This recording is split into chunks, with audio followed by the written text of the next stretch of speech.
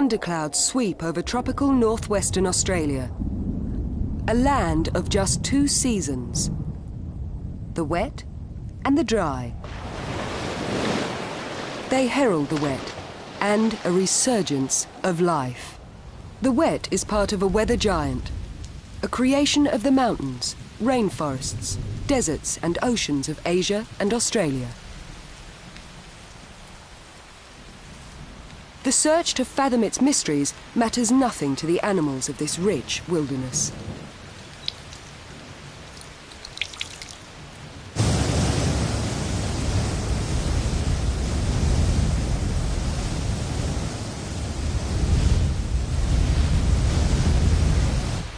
What matters to them is that it exists, for to them, the monsoon means life.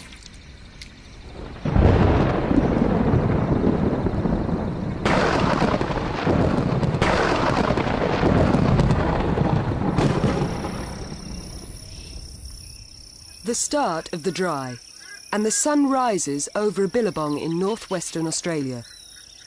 Each year, the monsoon rains dictate the rhythm of life in this wilderness. A monsoon that swings with the sun between tropical Australia and Asia.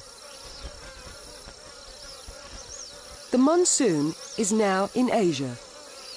While it's there, for 6 months, dry winds will blow from Australia's deserts and strip this land of water. On the plain where the Billabong lies, a pair of jabiru storks have their nest. The nest has no protection against sun or drying wind, but salvation comes in an ingenious shape.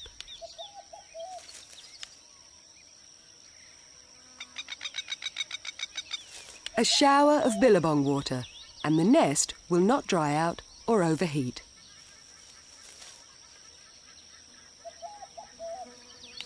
The first hatchling died, and its mother is eating it. A rather macabre action that she probably takes to recycle valuable nutrients in its tiny body. Her second chick is just beginning to hatch.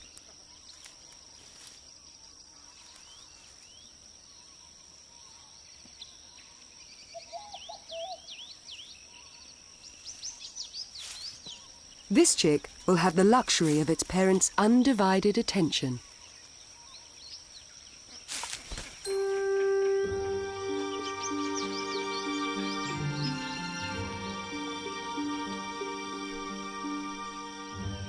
The rains of the monsoon shape the floodplains, woodlands and rugged escarpments of the Kimberley and the top end of Australia.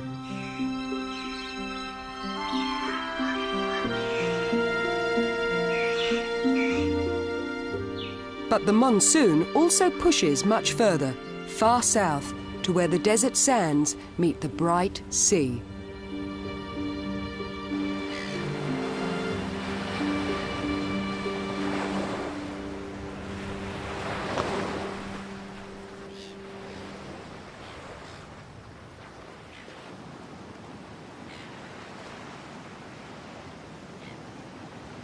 A Gould's goanna ekes out a living along the shore, scavenging morsels thrown up by the sea. Competing with ants for whatever lies dead and shriveled by sun and wind.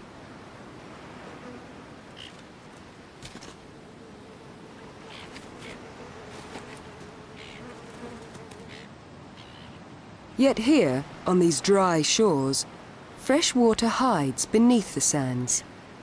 But these kangaroos are able to unearth it. They reach it by digging wells, sometimes a metre deep.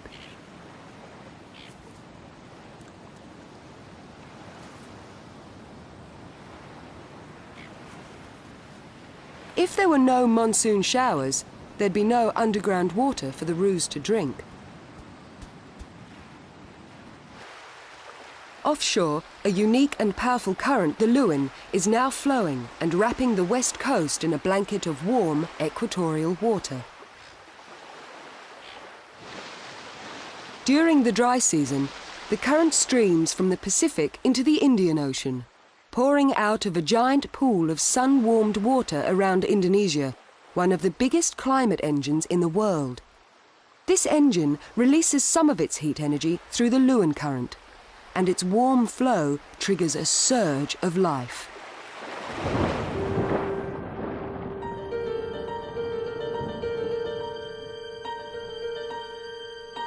About a week from the first full moon, after the current begins its flow, the corals of Western Australia start spawning. The arrival of the warm tropical water is the signal for which they've been waiting.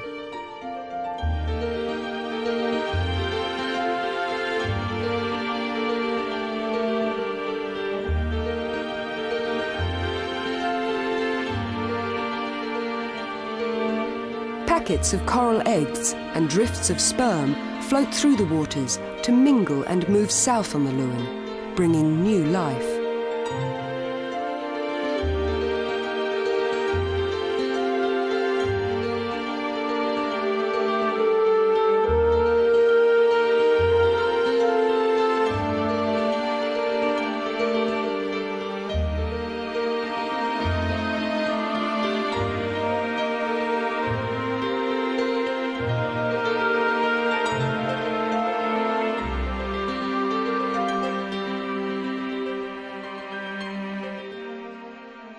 Billions of seaworms also set their reproductive clock to the Lewin current's rhythmic annual flow. Adults cast eggs and sperm adrift as self-propelled sexual segments which merge above the reef.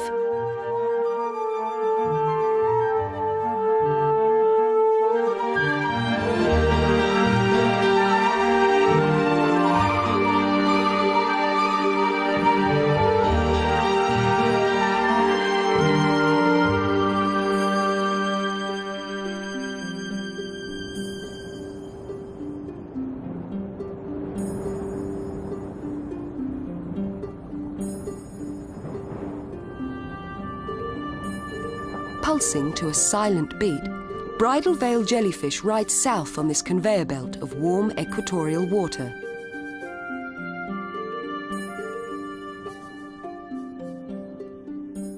Tentacles meters long clasp microscopic prey to a hungry heart.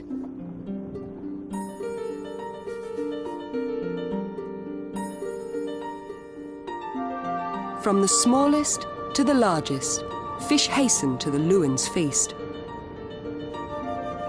Intercepted on their seasonal migration from estuary to open sea, a school of Australian anchovy swim in tight, defensive formation.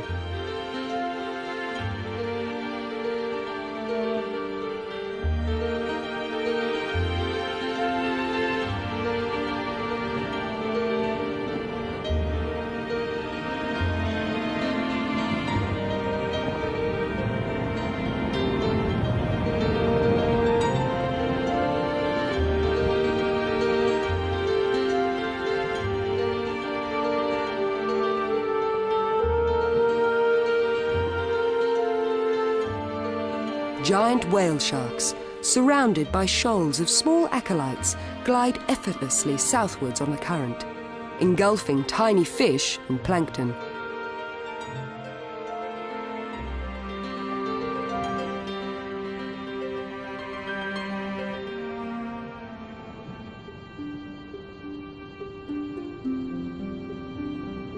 The whale sharks that visit Australia's west coast may have travelled a highway of ocean currents all the way from the Philippines.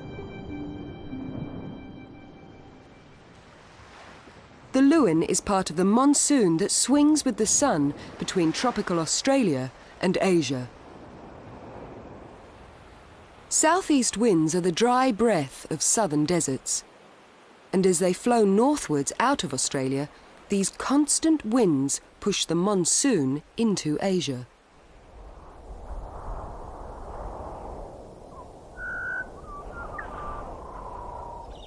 The dry season is well advanced, and for 3 months, no rain has come to top up this billabong. These crocodiles can no longer immerse themselves and risk heat stress and dehydration, even sunburn.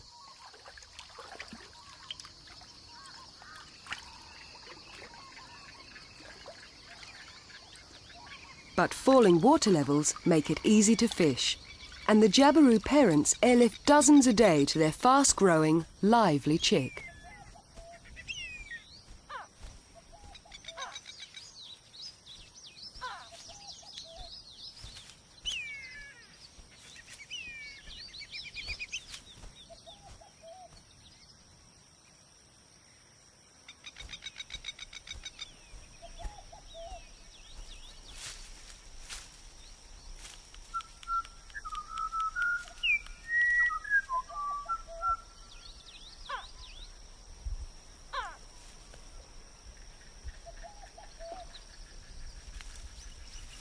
The chick is perpetually hungry and thirsty.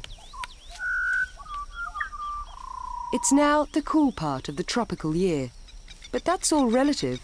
It's still close to 30 centigrade.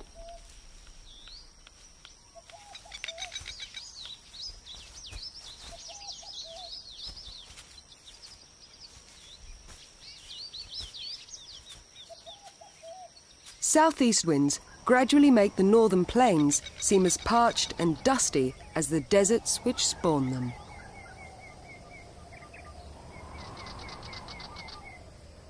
And life is becoming a daily trial.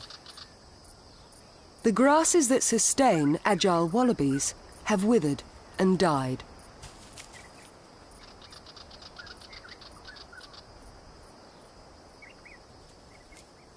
They are forced to resort to bulbs and roots.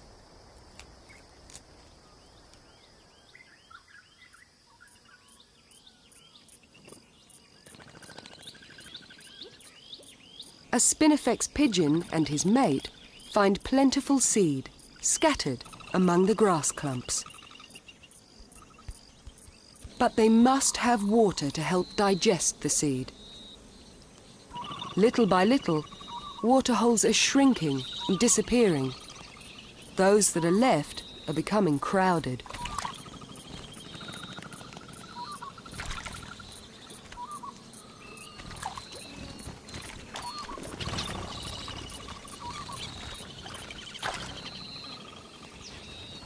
Nervously, a thirsty dragon lizard dashes a quick drink.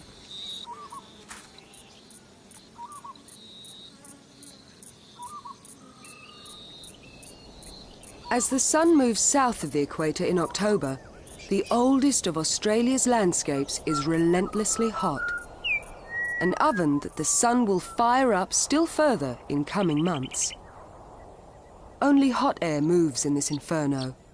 But, even in the fiery Pilbara, there are animals. They're just out of sight, keeping still, trying to avoid the savage sun. Holed up in a cave, a Euro finds shade.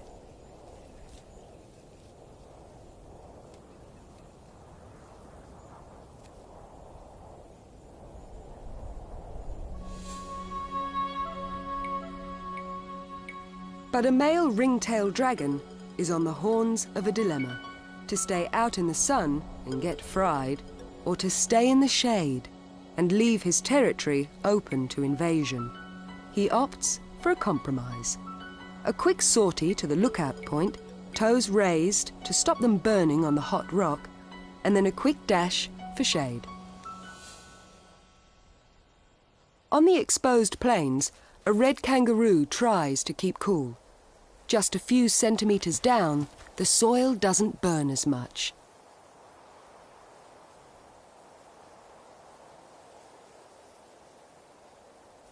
And licking a forelimb is rather like sweating. As her saliva evaporates in the heat, it cools her.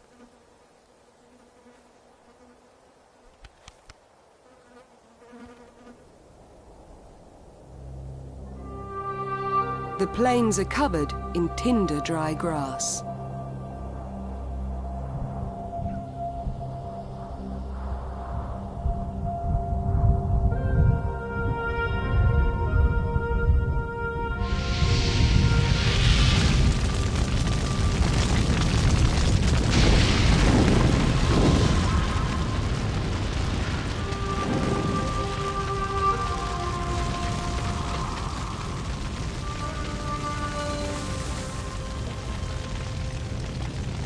From Australia's Red Heart to the west coast, hot air is rising. As it does so, it leaves a void, which something must fill. And the something is moisture-laden air, sucked down from the equator. An airflow that will eventually bring monsoon rain.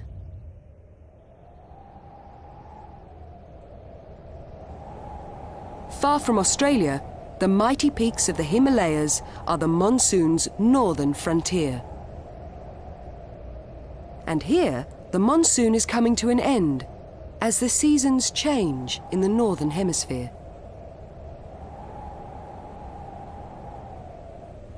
As the sun moves away south, cold, dry air begins to mass over the Himalayas and Tibetan Plateau.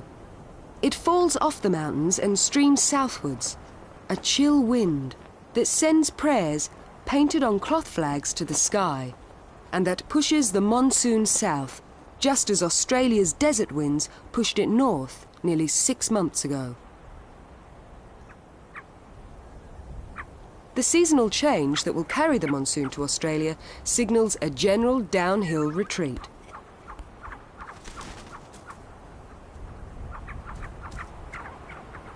Tibetan snowcocks descend with the cold, flocking in large numbers to feed at lower altitude.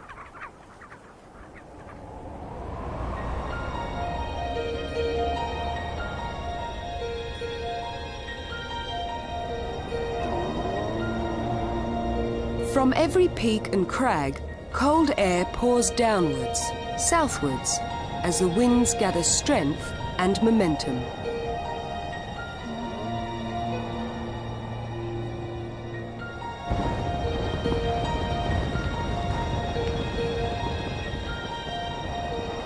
People, too, increasingly feel the cold breath of the Himalayas and pack up and leave for warmer ground.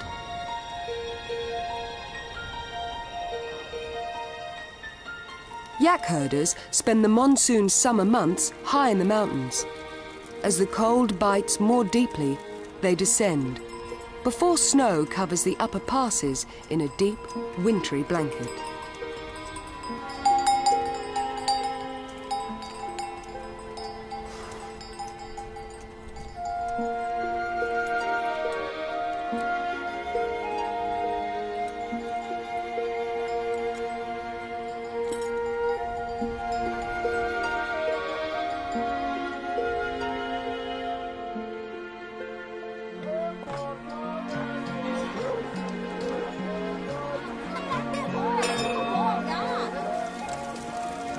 In Nepal's Kathmandu Valley, Hindus celebrate the awakening of the god Vishnu.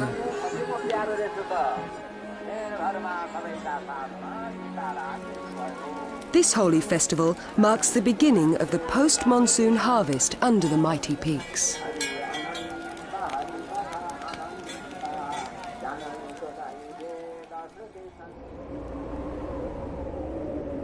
Recently, an astonishing link was found between these great mountains and distant tropical Australia. Monsoon rains there are stronger when Himalayan winter snows are heavy. As it journeys south, the monsoon is revitalized and strengthened by moisture that streams off the equatorial rainforests of Southeast Asia. Indeed, much of the rain taken up by the monsoon originates here, where the climate is virtually a year-round constant. Hot, wet, and suffocatingly humid. Orangutans lead mostly solitary lives in the rainforests of Sumatra.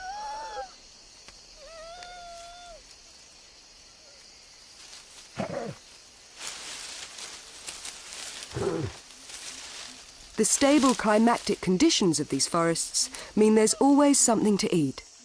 Breeding is not dictated by one annual period of food plenty.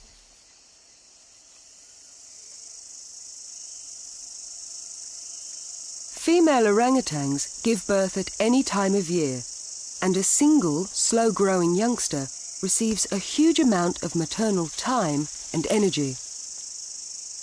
Animals that live with an annual cycle of wet and dry don't have this luxury.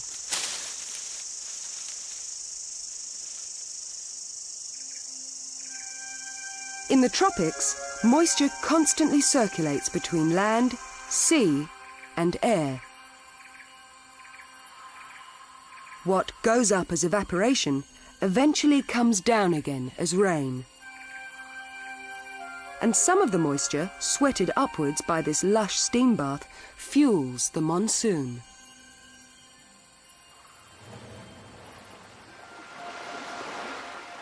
By November, seasonal Indian Ocean currents have blocked the westward flow of water, and it's now trapped in the giant Indonesian warm pool, heating steadily under the tropical sun.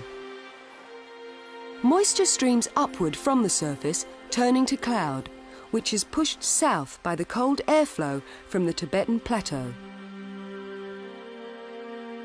These waders were massed far away in Asia, waiting for the winds to carry them south on a 5-day flight to Australia.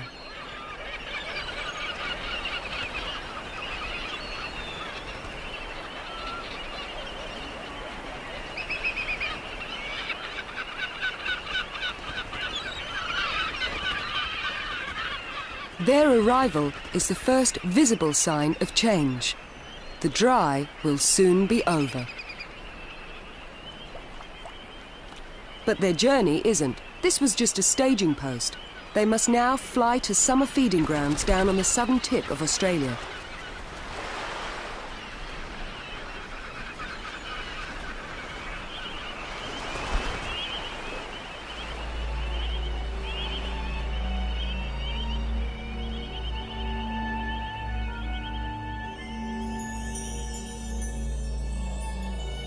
The winds that brought the birds carry a tantalizing promise of rain. They also bring moist air and humidity soars, making this a furnace and a steam bath. Waiting for the monsoon is hell. The animals of the Northwest are now serving time in a harsh prison, governed by a pitiless sun. The billabong is setting like concrete. The crocodile has nowhere to hide.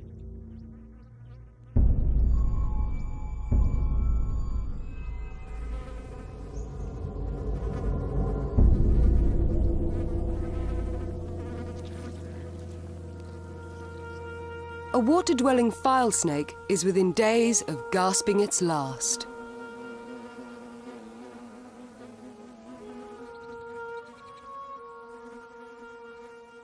If the rains don't come soon, mud will be its tomb. The crocodile's life, too, hangs by a thread.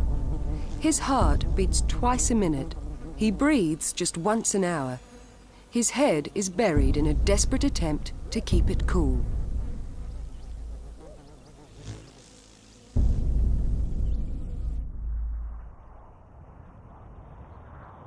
Heat radiates off the baking escarpment.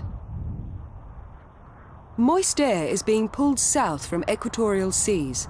Hot updrafts lift it, turning it into cloud. The first localized storms are about to break.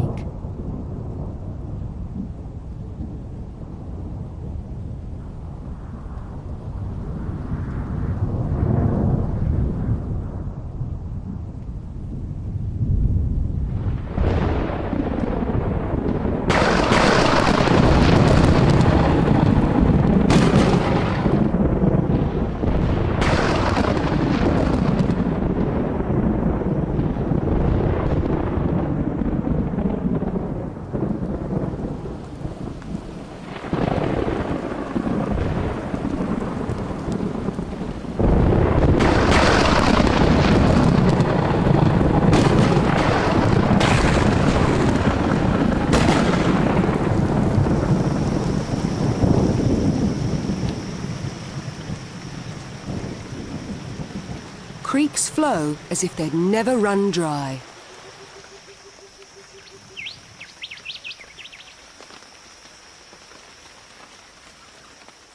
The rainbow pitter changes suddenly from shy recluse to noisy bird of action.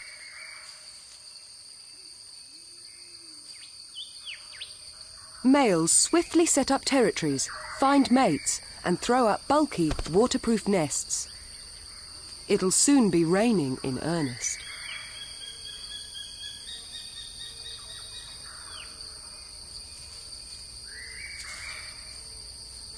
A pair of orange-footed scrubfowl have leapt into action, adjusting their huge nest mound, a sort of compost heap, which stews and heats up when warmth, water and microbes get together.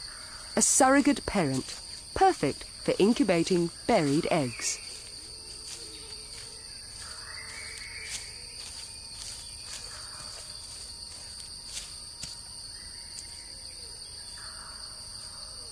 Invertebrates survived the dry months deep underground.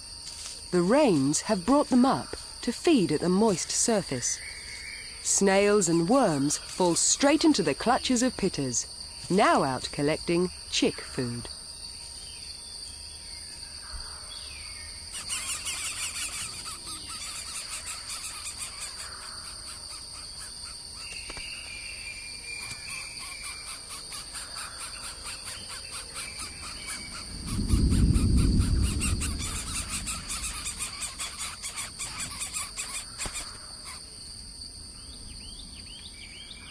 These first rains are loaded with nitrogen, fixed in a chemical reaction between air, water and lightning, and dumped on the landscape like tons of the best garden fertilizer.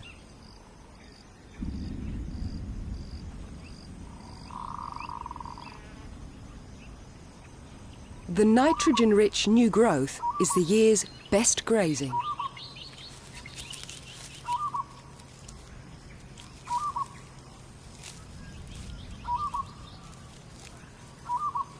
Wallabies rapidly regain lost weight.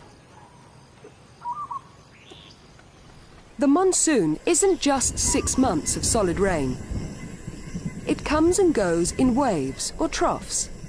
At first, it's gentle with localized storms. Later, more persistent rain will fall.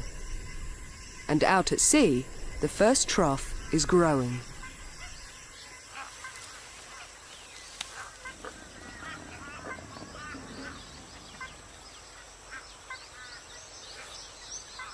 The first rains were enough to rescue the crocodile. He's afloat again, back in business and into the fray, facing up to those who'd steal his billabong territory. If they could.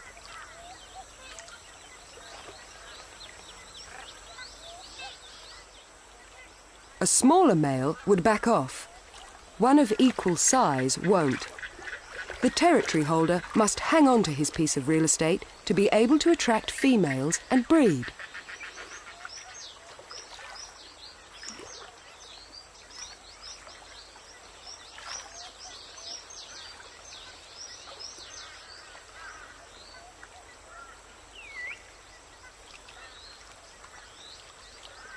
Competition between males is about the right to procreate, and that's worth fighting for.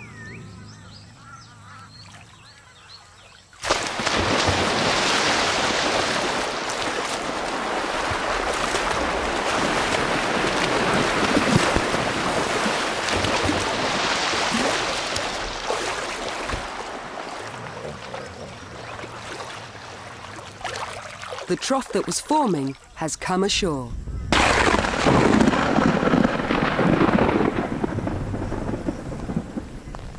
Bringing strong northwesterly winds with it.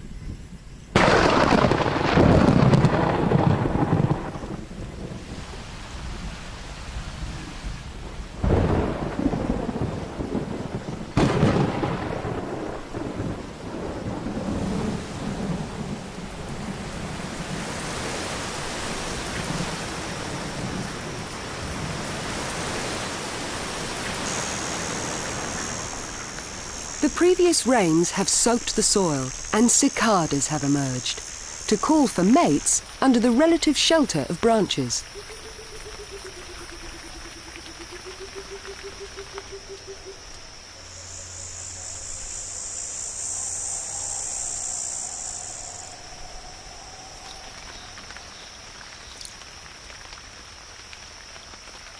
If you're a tawny frogmouth who can't hide under a branch, you have a right to look miserable.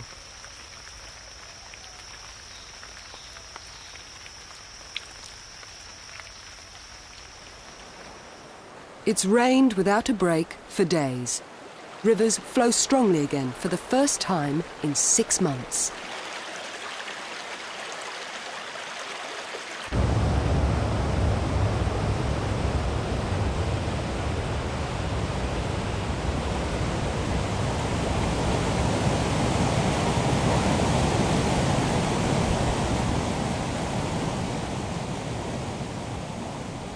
For about 5 weeks now, erratic storms and showers take the place of monsoon troughs, and the animals take advantage of the brief lull between the year's big monsoon rain events. This stretch of stream is the home range of a Mertens water monitor, a big lizard equally at home on land as in water, that switches diet between dry and wet.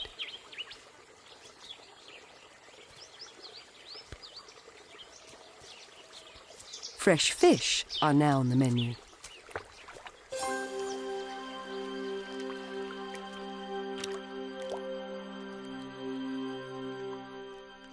Its tail is different from other monitor lizards, flattened, paddle-like, the propeller that drives its metre-long body.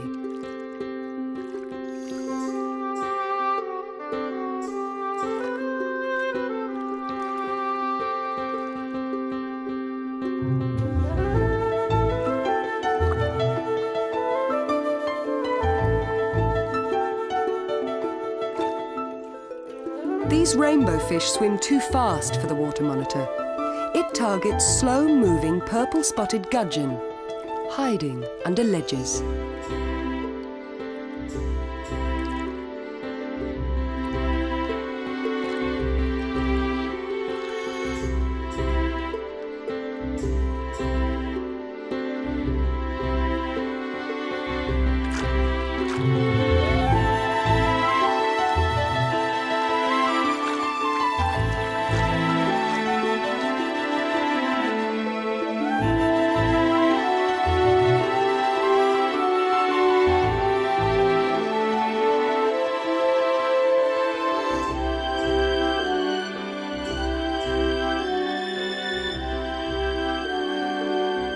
Local showers and storms maintain the water levels of streams and billabongs.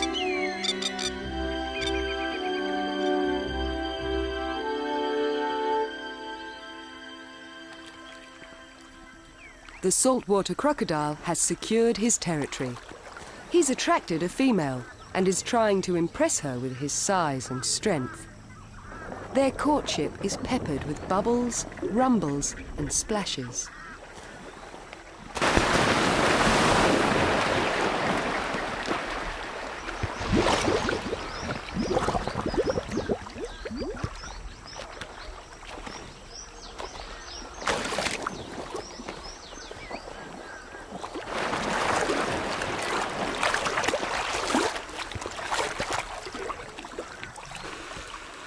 He's at least twice her length and 4 times heavier, but still he pushes her around delicately and with care. She'll respond fearlessly and aggressively if he doesn't match up. His mixed display lures the females and repels rivals.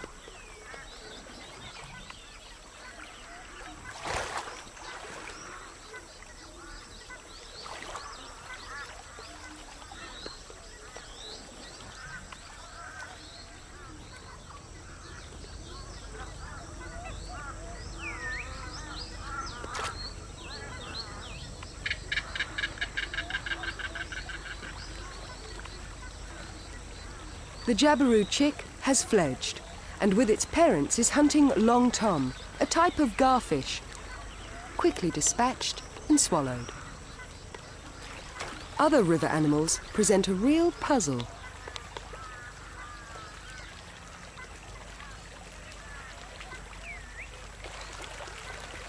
A baby northern long-necked turtle comes protected by hard shell.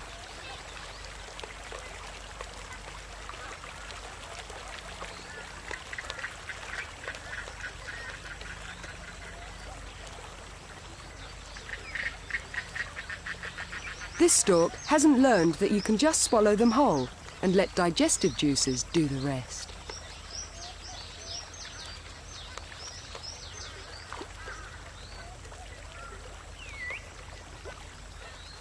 As the waters spread, spangled grunters turn nomad, journeying to colonize new watercourses. The grunters need to rush the shallows, dangerous bottlenecks where whiskered terns pounce.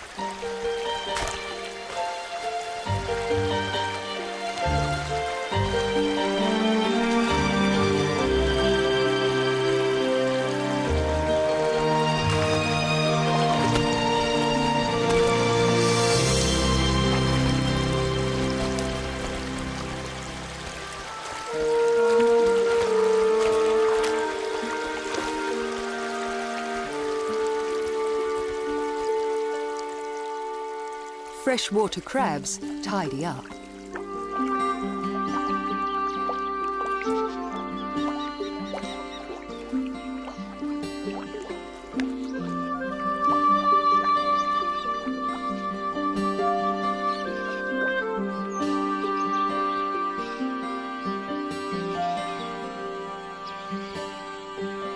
The calm between the monsoon troughs is about to end. As if sensing a drop in air pressure, the whiskered terns fly to take cover in the mangroves.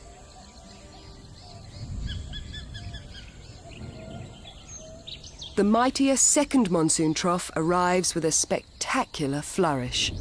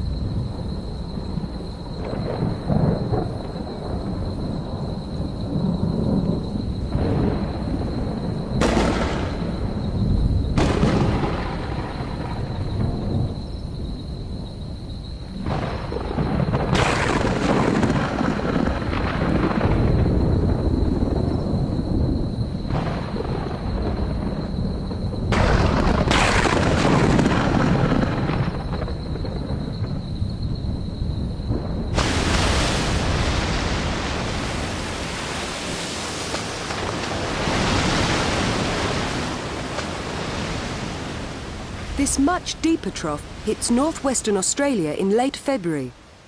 Its rains will be the most torrential of the year, falling almost constantly for weeks.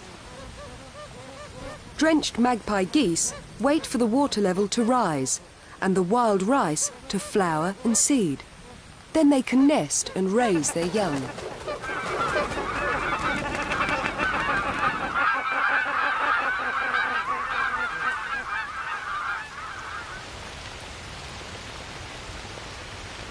A tough-skinned crocodile is impervious to heavy rain, but his familiar territorial boundaries are starting to disappear as the water rises.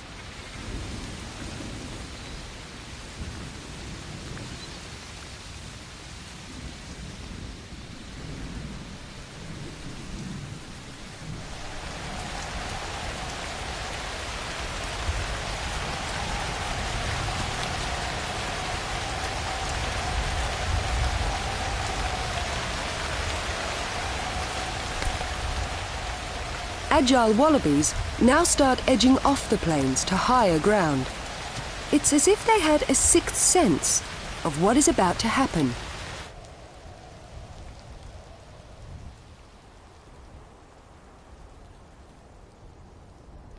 By mid-March, every last square metre of sandstone escarpment is saturated. It can hold no more, and water erupts.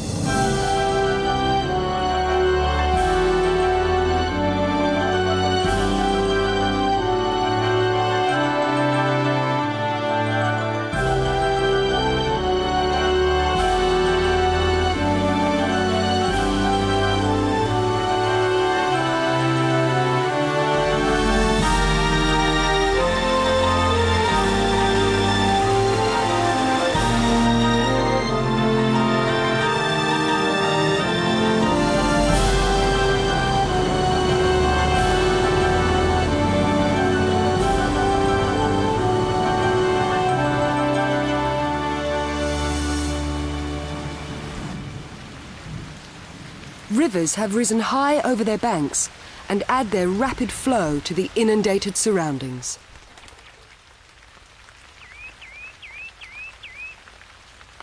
A flycatcher made a sad choice of a nest site. It was originally high on a bank. The chick and eggs have little chance.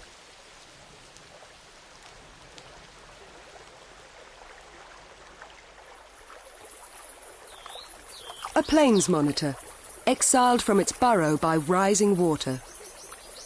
A reptile not designed to swim like its paddle-tailed cousin. The top of a tree, standing meters deep in water, is a life raft.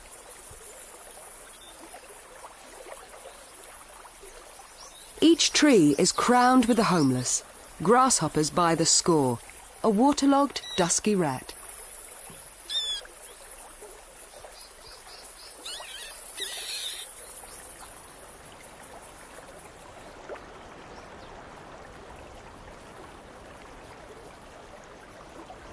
The whiskered terns at roost in the mangroves will feast on the luckless grasshoppers. They've had to switch diet. Ever since the fish spread out, they've become too difficult to catch.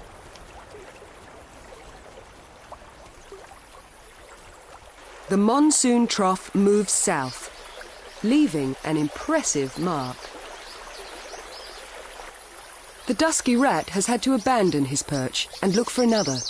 The rains may have gone, but the waters haven't stopped rising yet.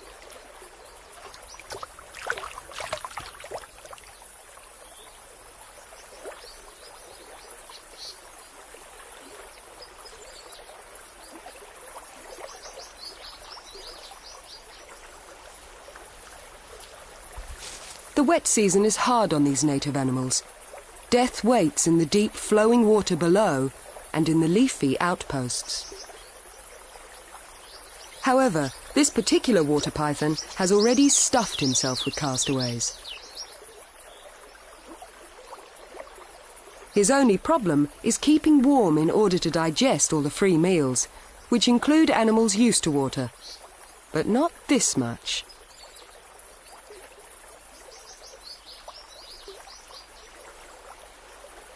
All manner of castaways cling desperately to anything that rears above the water. Some can survive without a daily meal, but the planigale cannot.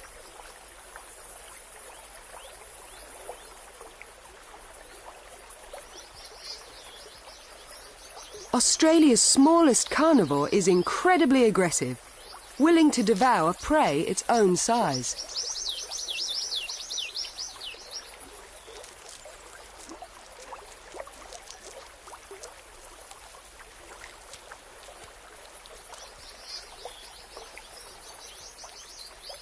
The plains monitor can fast for several weeks and survive, which is just as well.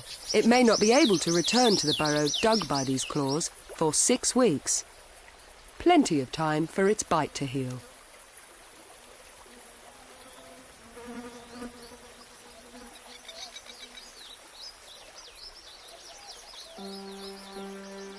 Mineral-rich silt from the escarpment washes down over the plains, an injection of nutrients to invigorate them when the waters finally recede.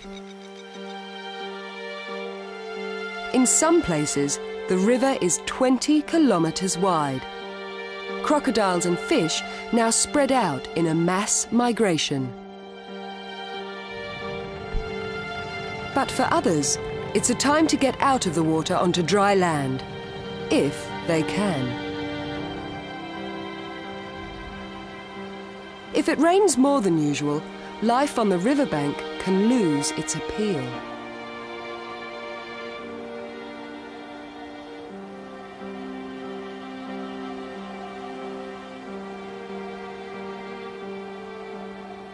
Having dumped much of its rain, the monsoon continues south, drawn down to the void over the deserts left by rising hot air.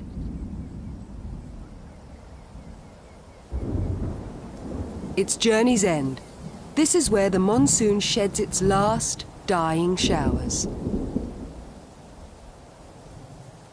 But as it expires, the monsoon cools the air, kills the hot updrafts, and finally puts out the fire that drew it here.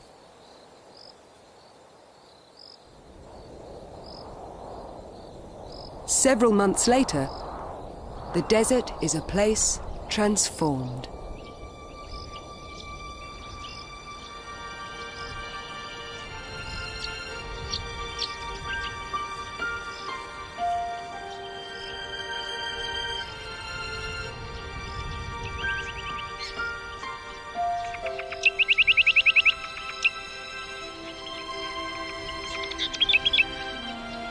Honeyeaters arrive from the south to drink the huge nectar crop from flowers like Sturt's desert pea.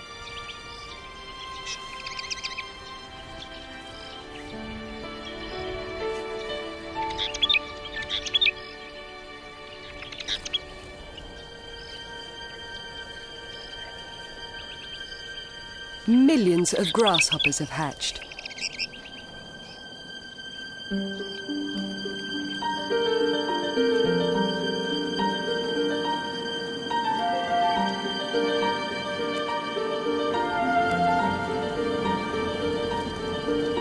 This generation will leave their legacy as eggs buried in the sand, ready to hatch when a new monsoon arrives next year.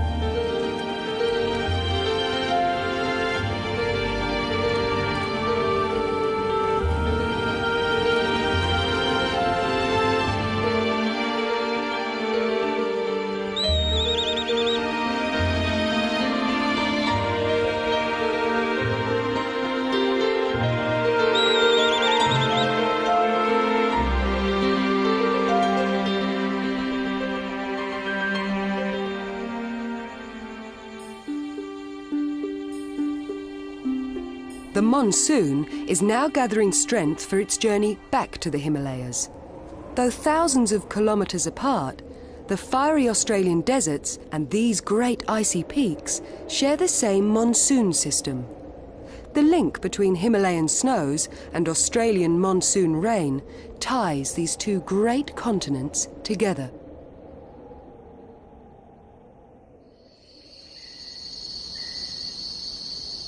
Equatorial rainforests constantly feed heat and moisture into the monsoon, as does the vast Indonesian warm pool that surrounds these islands. This much of the system is known. But a new element has just entered the equation. Indian Ocean warm and cold eddies, first seen from space, hundreds of kilometres in extent. Their role is still a mystery. The animals of Australia's tropical northwest have, of course, no understanding of such things, nor of our quest to penetrate the monsoon's deeper mysteries. Only the fact of its existence concerns them.